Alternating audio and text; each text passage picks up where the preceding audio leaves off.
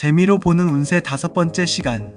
이번 시간은 1965년 9월 25일 오후에 태어나신 여성분의 평생사주와 25년도 하반기 운세를 같이 살펴보려고 합니다. 바로 시작할게요. 첫 번째, 타고난 성격과 운명의 기반. 1965년 9월 25일 오후 4시 30분. 이 시간에 태어난 여성의 사주는 을사일주, 천칭자리, 그리고 뱀띠의 특성을 모두 지니고 있습니다. 사주의 천간인 을목은 부드럽고 유연한 성격을 나타내며 겉으로는 유순하지만 속은 단단한 나무처럼 자신의 신념을 지키는 고집도 갖고 있습니다. 사지는 사화로 따뜻하면서도 활기찬 기운을 품고 있어 삶에 대한 열정과 추진력이 강한 성격을 드러냅니다. 이러한 성향은 한편으로는 타인의 감정을 잘 이해하고 배려하지만 또 한편으로는 자신의 이상과 원칙을 고수하며 때로는 고독을 자초하기도 합니다. 이 시간대에 태어난 사람들은 대체로 사회적 위치에서 중심 역할을 하거나 적어도 주변 사람들에게 신뢰받는 인물로 자리 잡게 됩니다. 명궁에서는 관성이 강하게 작용하여 직업적인 면에서 책임감이 크고 조직 내에서 인정받는 경우가 많습니다. 특히 중년 이후에는 재물운과 명예운이 함께 따라오며 주변 사람들로부터 존경을 받는 삶을 살아가는 구조입니다. 이러한 사주는 특히 교육, 상담, 복지, 예술 분야에서 두각을 나타내기 좋으며 인내와 성실함이 장점으로 작용합니다. 두 번째, 사랑과 인간관계, 가족운. 사랑과 인간관계에 있어 이 여성은 겉으로는 조용하고 신중해 보이지만 속마음은 매우 열정적이고 정이 많습니다. 다만 자신의 감정을 쉽게 표현하지 않고 상대방을 깊이 관찰한 후에야 마음을 열기 때문에 연애 초반에는 종종 오해를 사기도 합니다. 진정한 사랑을 원하고 한 사람에게 깊이 정을 주는 타입으로 이상적인 짝을 만나면 평생을 함께하는 성향이 강합니다. 결혼 후는 30대 중반 이후에 안정되며 배우자와의 궁합도 꽤 좋은 편입니다. 남편과는 서로를 존중하며 성실하게 살아가는 관계로 가족 내에서 중심적인 역할을 하게 됩니다. 자녀운도 양호하여 자식에게 정성과 관심을 아끼지 않으며 자녀 또한 부모에게 효도하는 구조로 나타납니다. 다만 인간관계에서는 자신을 너무 희생하거나 지나치게 책임감을 가질 경우 에너지 소모가 크기 때문에 적절한 거리두기와 휴식이 필요합니다. 세 번째, 직업과 재물운, 사회적 성공. 이 사주를 가진 여성은 인생 전반에 걸쳐 노력형 성공의 전형을 보여줍니다. 타고난 성실함과 책임감 그리고 판단력 덕분에 어떤 직업을 갖더라도 중간 이상은 해냅니다.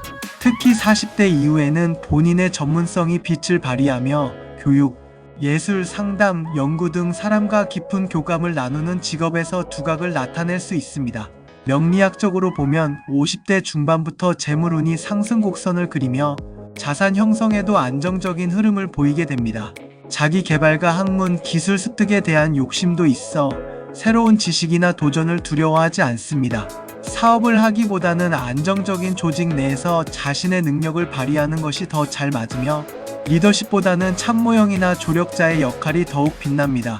금전 관리에 있어서도 계획성이 뛰어나며 무리한 투자보다는 안정적인 저축과 장기적 자산 운영에 강한 면모를 보입니다. 주변의 도움을 받는 귀인운도 따르기 때문에 사람을 잘 만나면 운이 훨씬 더 상승하는 구조입니다. 네 번째, 건강운과 인생의 전환점. 전반적인 건강운은 양호한 편이나 중년 이후에는 순환기 계통, 혈압, 여성 질환 등에 대한 주의가 필요합니다. 을목일주는 대체로 예민한 체질을 갖고 있어서 과도한 스트레스나 감정 억압이 건강에 영향을 미치기 쉽습니다.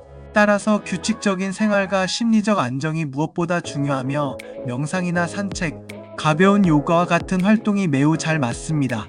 삶의 전환점은 약 49세 전후 그리고 60세 무렵에 크게 작용합니다. 49세 전후에는 직업적 또는 가족 내 역할에 큰 변화가 있을 수 있으며 이 시기를 어떻게 보내느냐에 따라 이후의 삶이 달라질 수 있습니다. 60세 전후에는 자신의 삶을 정리하고 새로운 인생 2막을 준비하는 흐름이 강해집니다. 이때는 자신이 진정으로 하고 싶은 일 혹은 사회에 기여할 수 있는 방향으로 나아가는 것이 좋습니다.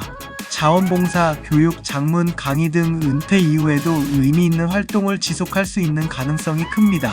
다섯 번째, 2025년 하반기 운세.